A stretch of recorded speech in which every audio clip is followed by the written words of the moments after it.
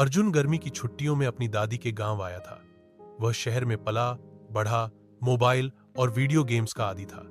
लेकिन गांव में ना इंटरनेट था, ना टीवी, सिर्फ हरियाली, शांति और दादी की कहानियां। दादी ने कहा, इस घर में 3 दरवाजे हैं जो सब देखते हैं, लेकिन एक चौथा दरवाजा भी है जो सिर्फ वो देख सकता है जो तलाशता है। अर्जुन होश पड़ा। दादी, आप तो पूरी फैंटेसी सीरीज हैं। दादी मुस्कुरा दी, लेकिन उनकी आंखों में कुछ था, कोई सच, कोई अधूरी बात। दूसरे दिन बारिश हो रही थी। अर्जुन ने बोर होकर घर में घूमना शुरू किया। तब उसने देखा, दीवार पर टंगी एक पुरानी तस्वीर में एक नीला धागा लटक रहा था। जैसे ही उसने उसे छुआ, अचानक दीवार से आवाज आई, तू तैयार है?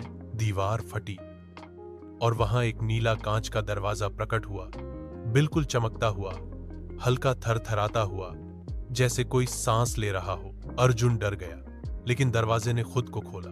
अर्जुन जैसे ही अंदर गया, सब बदल गया। वो गांव नहीं, बल्कि एक टेढ़ी मेढ़ी पहाड़ी दुनिया में था, जहां पेड़ उल्टे उगते थे, चांद जमीन पर और घड़ियां उल्टी चलती थीं। वहां एक लड़की मिली, नाम था नीरा, जो बोली, तुम पहले नहीं आए कभी, पर मुझे तुम्हारा इंतजार था। अर्जुन चौंका। तुम कौन हो? नीरा बोली, मैं चौथे दरवाजे की रक्षक हूं। ये दरवाजा सिर्फ उन्हें बुलाता है जो कुछ खो चुके होते हैं या खोने वाले होते हैं। नीरा ने अर्जुन को एक पेड़ के नीचे से एक चमकती चिट्ठी दी। उसमें उसकी दादी की लिखावट थी।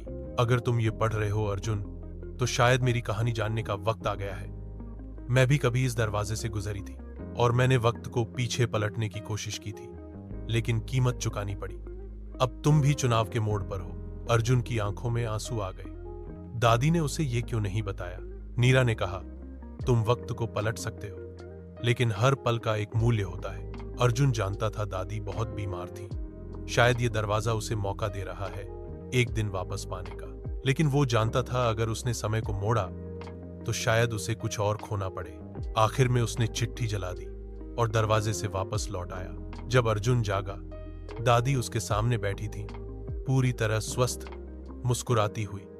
उसने पूछा, आप?